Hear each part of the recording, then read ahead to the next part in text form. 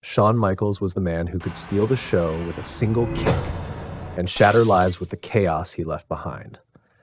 He was adored by fans, yet despised by many of his peers. A star whose brilliance was matched only by his self-destruction. Pills, politics, and pain nearly ended him before his prime, and for years, Shawn seemed destined to be remembered as wrestling's most wasted gift. But when the lights hit and the music played, no one could deny it. He was the Heartbreak Kid, both the hero and the villain of his own story. Shawn Michaels' story doesn't begin under the bright lights of Madison Square Garden or in front of roaring pay-per-view crowds. It begins in Chandler, Arizona, where Michael Shawn Hickenbottom was born on July 22, 1965. The youngest of 4 children, Shawn grew up in a strict military family. His father, a colonel in the Air Force, instilled discipline, but Shawn never quite fit the mold of his siblings. Unlike them, he wasn't drawn to the structured life of military duty. His heart belonged to something flashier, louder, and more unpredictable. From the moment he was a kid, Shawn wanted to entertain. He would set up makeshift wrestling rings in his backyard, drape towels around his shoulders like championship belts, and mimic his heroes from television. His favorite? Ric Flair. The nature boy embodied everything Shawn admired: charisma, confidence, and the ability to control an audience with just a look. By the time he was in high school in San Antonio, Texas, Shawn's athletic ability was obvious. He was a standout linebacker on the football team, but even with his talent on the field, he never felt football was his true calling. His eyes were locked on professional wrestling. After graduating, Shawn made a bold choice that would shape the rest of his life. He enrolled at Southwest Texas State University, but only briefly. College life couldn't hold him. Instead, he pursued wrestling, a decision that set him on the path to one of the most storied careers in WWE history. Shawn trained under Jose Lothario, a respected veteran who saw raw potential in the young man. Lothario was tough, old school, and demanded respect for the craft, something Shawn would later admit he didn't fully appreciate until years later. Still, the lessons stuck. Lothario polished Shawn's fundamentals, taught him how to sell a move, and drilled into him the importance of timing and psychology in the ring. More importantly, Lothario gave him confidence, the belief that he could not only wrestle but also become a star. At just 19, Shawn made his professional debut in 1984 with the National Wrestling Alliance's affiliate Mid-South Wrestling. He wrestled under his real name, Michael Hickenbottom, but soon realized it wasn't exactly a marketable ring name. He switched to Shawn Michaels, a decision that would later become iconic.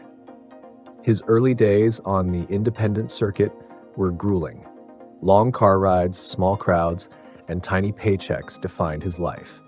He would wrestle multiple times a week, sometimes twice in one day, all while living out of motels. Yet even then, people noticed something different about him. He wasn't just another young wrestler trying to get by. Shawn had a natural showman's flair. He connected with audiences instantly, even in smoky bingo halls. He wasn't the biggest, he wasn't the strongest, but he had something that couldn't be taught: presence. By 1985, Shawn's reputation caught the attention of Mid-South Wrestling and eventually the American Wrestling Association, AWA, where he would meet the man who would change his career forever, Marty Jannetty. Together they formed a tag team that oozed charisma and athleticism, the Midnight Rockers. Their style was revolutionary for the time. Fast-paced, high-flying, full of energy. They weren't the plodding heavyweights fans were used to. They were innovators, bringing a new excitement to tag team wrestling. Their chemistry was undeniable, both inside and outside the ring. The Midnight Rockers quickly made a name for themselves in the AWA, competing against teams like Doug Summers and Buddy Rose in matches that pushed the boundaries of what tag team wrestling could be. Their bouts weren't just fights. They were spectacles. Fans cheered wildly for their daring double-team moves and never-say-die attitude. For Shawn, this was validation. He wasn't just another young wrestler. He was carving a place for himself in the industry. In 1987, the team received the biggest break of their careers. They were signed by the World Wrestling Federation. Vince McMahon, always on the lookout for young, marketable talent, saw star potential in the duo. But their first run in the WWF was short-lived and chaotic. After just 2 weeks, Shawn and Marty were released due to backstage issues. According to stories, they had a reputation for partying too hard, something that didn't sit well with management. The Rockers were gone before they even had a chance to debut on television. Undeterred, they returned to the AWA, polished their craft even more, and continued to build their reputation as one of the best tag teams in the business. The setback only fueled Shawn's determination. He wasn't going to let one mistake define him. In 1988, the WWF came calling again, and this time, the Rockers stuck. Debuting in a time when tag team wrestling was stacked with talent, the Hart Foundation, the British Bulldogs, Demolition, the Rockers quickly proved they could hang with the best. Their matches were fast-paced, exciting, and often stole the show, even if they weren't always given top billing. For Shawn, these years with Marty Jannetty were crucial. He learned how to work the WWF schedule, how to adapt to bigger crowds, and how to connect with an audience on a grand scale. But more importantly, he began to outgrow the partnership. While the Rockers were beloved, insiders noticed Shawn had something extra, a spark, an arrogance, and a magnetism that suggested he was destined for more than just tag team glory. Vince McMahon noticed it too. Behind the scenes, Shawn was quietly building relationships that would shape his career. He became close with people like Kevin Nash, Scott Hall, and later Triple H, relationships that would form the foundation of The Clique, one of the most influential backstage groups in wrestling history. At this point, though, he was still just one half of the Rockers, a young talent with potential, waiting for the moment to break out. By the early 90s, that moment was fast approaching. The seeds of tension between Shawn and Marty were being planted. In January 1992, on Brutus Beefcake's barbershop, the world watched the end of the Rockers. What seemed like a reconciliation turned into betrayal. Shawn Michaels blasted Marty Jannetty with Sweet Chin music, then hurled him through the glass window. Fans were stunned, but it was the perfect statement. Shawn no longer needed a partner. From that shocking moment, the Heartbreak Kid was born, and his path to singles superstardom officially began. In 1992, the WWF began pushing Shawn more prominently in singles competition.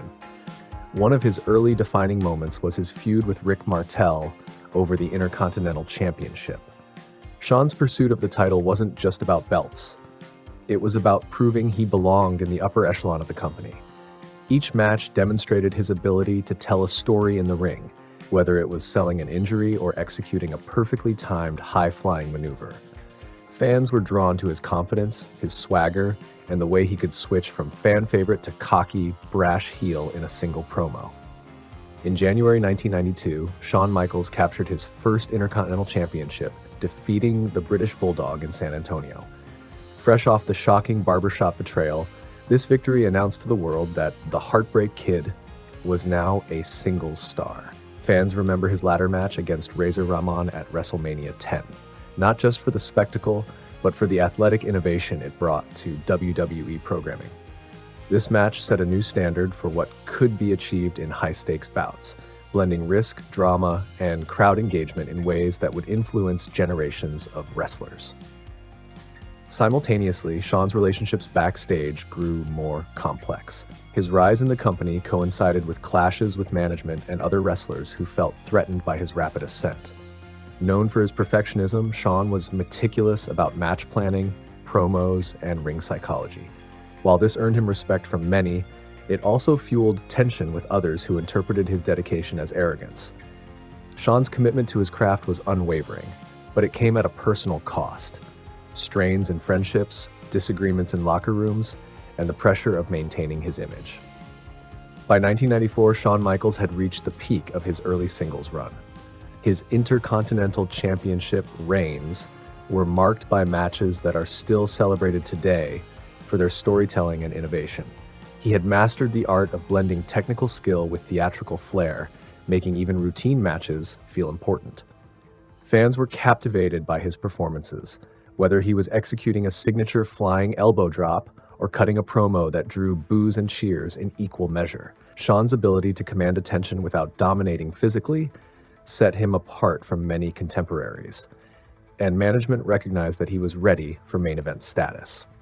However, the mid-1990s weren't without setbacks. Shawn faced minor injuries and the constant physical toll of high-intensity matches. His body, pushed to the limits, demanded careful management. At the same time, the industry was evolving rapidly. The WWF was facing competition, shifts in audience demographics, and the need to develop stars who could carry pay-per-views. Shawn, with his combination of charisma and skill, became a key figure in this transition. He represented a new generation of wrestlers, athletic, marketable, and able to carry a storyline both inside and outside the ring. By late 1994, Shawn Michaels' singles run had reached critical acclaim. Critics and fans alike recognized his unique blend of talent and showmanship. His feud with Diesel for the Intercontinental Championship and subsequent matches against Bret Hart solidified his reputation as a main event caliber performer. Shawn had transitioned from promising young talent to cornerstone of WWF programming, capable of delivering in high-pressure situations and engaging audiences on multiple levels. The stage was set for his next evolution. The lessons from his early career, the discipline learned from his training, the chemistry developed with the Rockers, the relationships formed with the clique, combined with his natural charisma and work ethic, positioned Shawn Michaels to become one of the most influential and memorable wrestlers of the 1990s. The foundation laid during this period would carry him into feuds, title runs, and moments that defined the Attitude Era, setting the tone for a career that would eventually earn him the nickname Mr. WrestleMania. By 1995, Shawn Michaels had transitioned fully from rising star to one of WWF's premier talents. Fans had watched him grow from a tag team standout into a performer with undeniable charisma, and the time had come for him to prove he could carry the company on his shoulders. The world saw that shift at WrestleMania 11 on April 2nd, 1995, when Shawn entered the Hartford Civic Center in Connecticut to challenge Diesel for the WWF Championship. The atmosphere inside the arena was electric. Fans anticipated a clash between Diesel's brute strength and Shawn's agility and speed. Accompanied by Pamela Anderson, who added a celebrity sheen to his entrance, Michaels exuded confidence, charisma, and the kind of magnetism that drew both cheers and jeers. Every movement, from his strut to his ring gestures, that was designed to captivate the audience. The match itself was a showcase of contrasting styles. Diesel used his power advantage to dominate the early moments, tossing Shawn across the ring with spine-jarring moves. Michaels, however, relied on his speed, counterattacks, and strategic dodges to keep Diesel off balance. Each signature move, the flying elbow, the kip-up, the high-risk leaps, drew wild reactions from the crowd. The commentary team emphasized Shawn's precision and showmanship, calling attention to his ability to connect with fans even when the odds were stacked against him. Despite ultimately losing the match, the performance solidified Shawn as a main event talent. Critics praised his storytelling inside the ring, noting how he made Diesel look unstoppable while simultaneously elevating himself in the eyes of viewers. By the final bell, it was clear Michaels had transcended the mid-card label and was poised for a historic singles career. Momentum carried him into 1996, where the stage was set for his career-defining moment. At WrestleMania 12 on March 31st, 1996, in Anaheim, California, Shawn challenged Bret Hart in an Iron Man match for the WWF Championship, a contest that would go down in history as one of the greatest matches ever.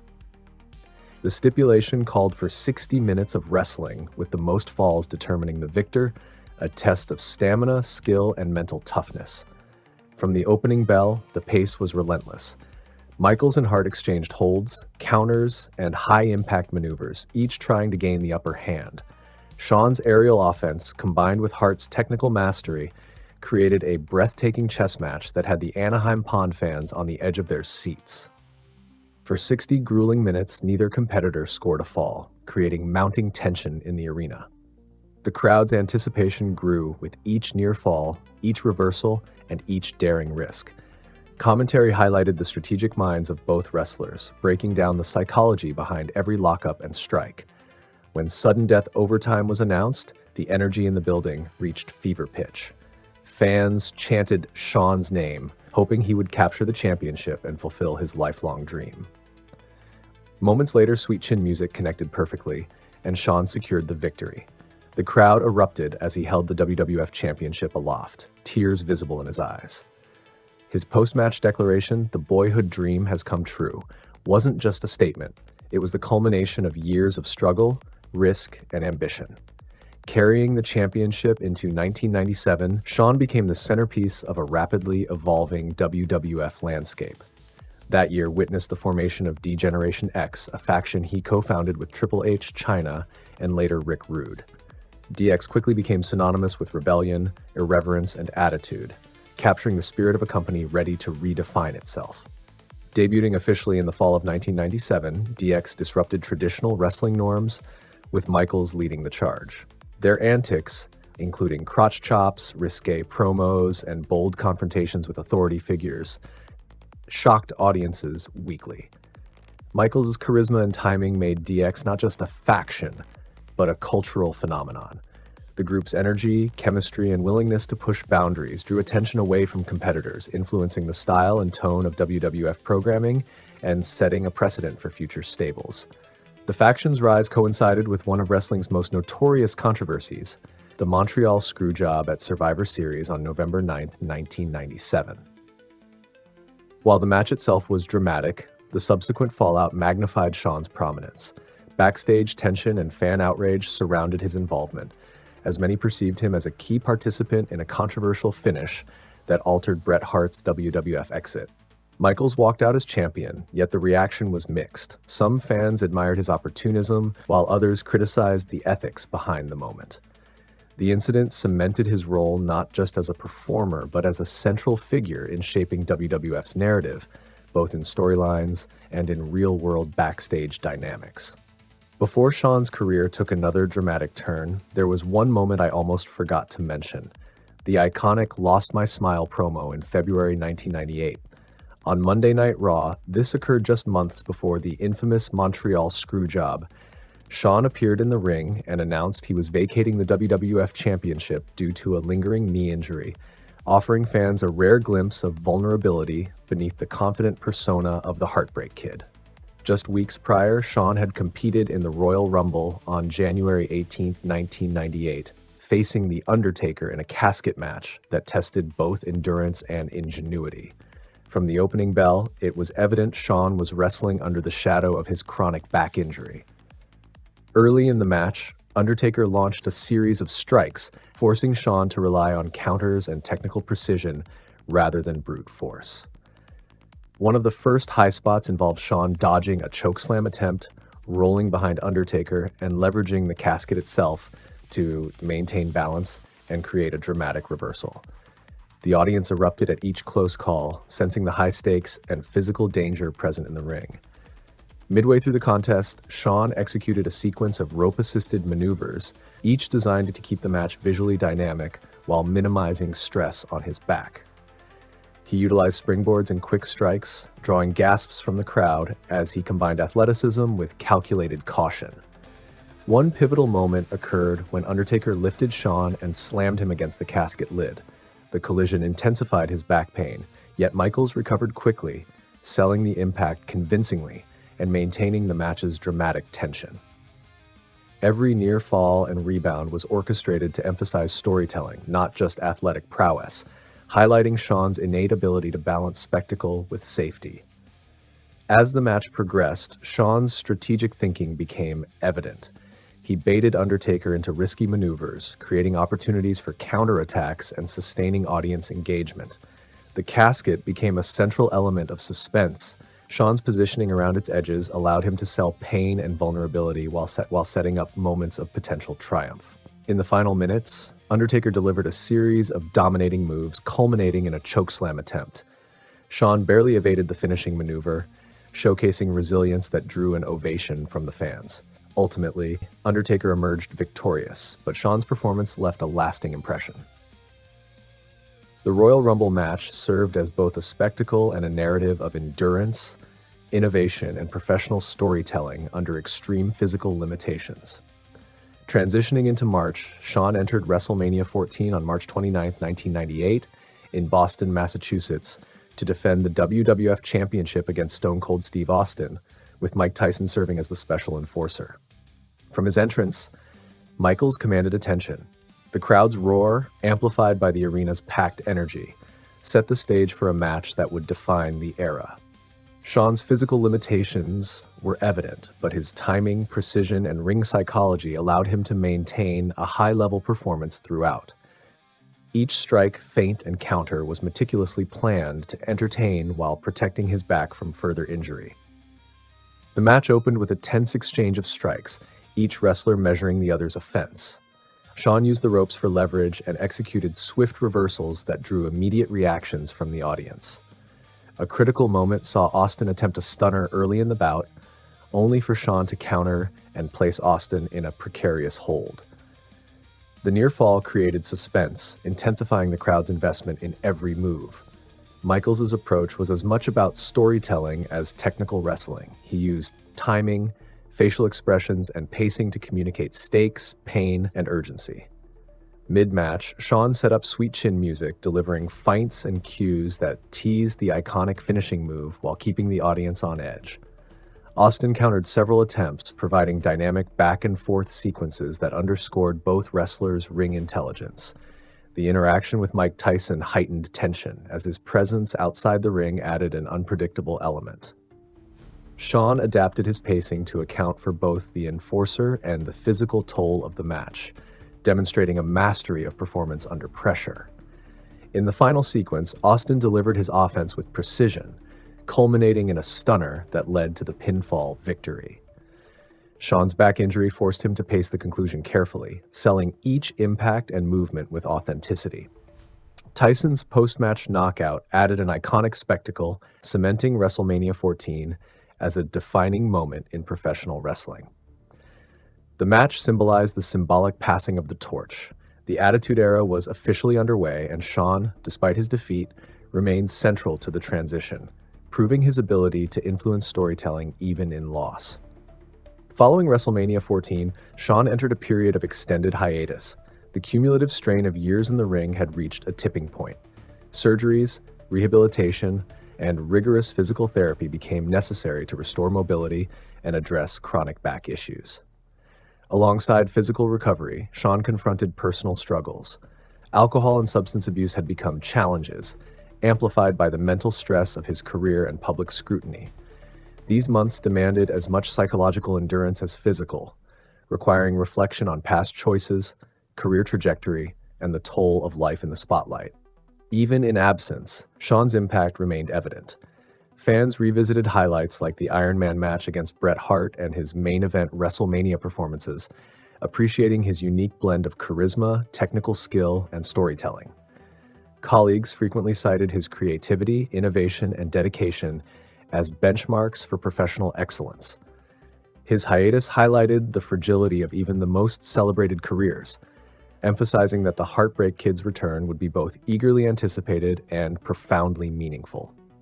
By the end of 1998, Shawn Michaels had experienced a rare convergence of triumph and vulnerability. He had delivered two of the most memorable matches of the decade, provided the industry with the Lost My Smile moment that revealed his humanity, and achieved unparalleled influence within WWF storytelling. At the same time, injuries and personal struggles necessitated reflection and recovery. The juxtaposition of extraordinary professional achievement and near career-ending adversity defined this chapter of his life, establishing the foundation for the next phase, a triumphant return that would reaffirm his place as one of wrestling's all-time greats. After 4 years away from the ring, Shawn Michaels' return to professional wrestling was as dramatic as any of his in-ring moments. The hiatus from 1998 to 2002 had been forced by lingering back injuries and compounded by personal demons, including a well-documented struggle with alcohol abuse. Fans had long speculated if they would ever see the Heartbreak Kid perform again, but on August 25, 2002, at SummerSlam, Shawn returned in a street fight against Triple H. The arena erupted as the lights hit, signaling the return of one of wrestling's brightest stars. Despite years away, his movements were precise, his timing impeccable, and his charisma as magnetic as ever. Shawn's comeback wasn't merely physical, it was deeply personal. Years of addiction had threatened not only his career but his life. During his time away, Michaels sought treatment and confronted the destructive habits that had held him back. The path to sobriety wasn't easy. He openly admitted that alcohol had clouded judgment, affected relationships, and limited his ability to perform at peak levels. Rehabilitation and spiritual growth played crucial roles in rebuilding his discipline. By the time he returned to the WWF stage, Shawn was not only physically ready but mentally focused, determined to reclaim his place among the sport's elite. The first major post-comeback WrestleMania for Shawn came at WrestleMania 19 on March 30th, 2003, where he faced Chris Jericho. The match was an instant classic, showcasing Michaels' combination of aerial agility and precise technical wrestling. Every maneuver was executed with intensity. Every counter highlighted his ring intelligence, and the storytelling elevated the entire card. The fans'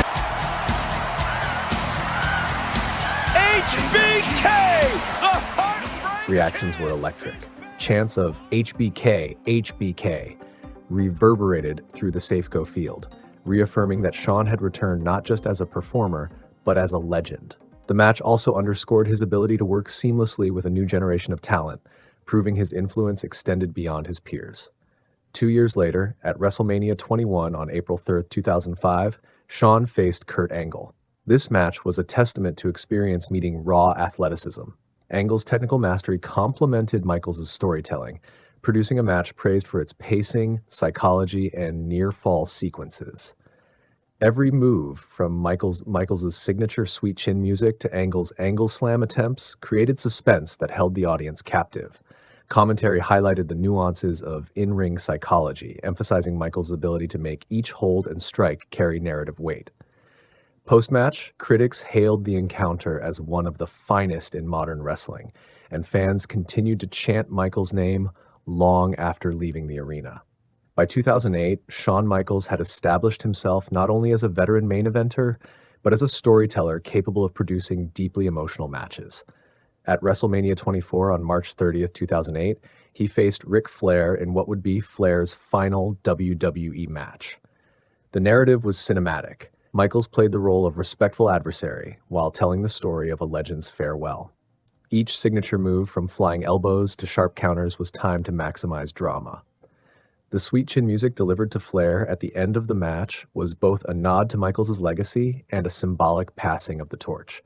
Fans were visibly moved, many applauding and some tearing up as Flair said his farewell. This match highlighted Michaels' growth not only as a performer, but as a storyteller who could convey emotion beyond mere athleticism. Shawn's career-defining redemption arc culminated in his back-to-back WrestleMania 25 and 26 matches against The Undertaker, April 5th, 2009, and March 28th, 2010, respectively. The first encounter was praised as one of the greatest matches in history, blending high-risk maneuvers with intricate storytelling. Every near fall, every counter, and each sequence of sweet chin music created tension that had fans on the edge of their seats. The second match at WrestleMania 26 served as Shawn's final bout. He approached it with a mix of reverence and intensity, aware of his physical limitations but determined to leave a lasting mark. The final moments, including the dramatic sweet chin music that concluded the match, solidified his retirement and left an indelible impression on the wrestling world. During this era, Michaels also reclaimed championships, proving he could still perform at elite levels. His WWE Championship and Intercontinental Championship reigns post-return reaffirmed his standing among the top tier of wrestling talent. His in-ring style, adapted to accommodate his back, still incorporated signature maneuvers, high-impact spots, and storytelling that had become his trademark. Fans were reminded that, despite years away and personal struggles, Shawn Michaels remained a force capable of main eventing and drawing audiences like few others. Shawn's contributions extended beyond championships and matches. His leadership, mentorship, and influence on younger talent became increasingly evident. He worked closely with rising stars, demonstrating the psychology and pacing required for high-profile matches. Many of today's top performers credit Michaels with teaching them how to connect emotionally with an audience, adapt to unexpected situations, and elevate the drama of a contest. His influence ensured that his legacy extended beyond his own career, shaping wrestling for decades to come. Recognition of Shawn's impact came through multiple Hall of Fame inductions. In 2011, he was inducted individually, honoring his accomplishments, matches, and influence. Later, in 2019, D-Generation X was inducted, cementing the faction's cultural significance and Michaels' role in reshaping the Attitude Era. These honors reflected both in-ring excellence and broader contributions to professional wrestling, reinforcing his status as one of the greatest performers of all time. The closing reflection on Shawn Michaels' career emphasizes a journey of triumph, struggle, and redemption. From near career-ending injuries and battles with alcohol, to surprise returns and career-defining WrestleMania matches, his story embodies resilience. The Heartbreak Kid went from forced retirement to legendary status, proving that perseverance, focus, and passion can overcome even the darkest periods. Shawn Michaels is remembered not only as a masterful in-ring performer, but as a man who faced his demons, reclaimed his life, and left a permanent mark on professional wrestling.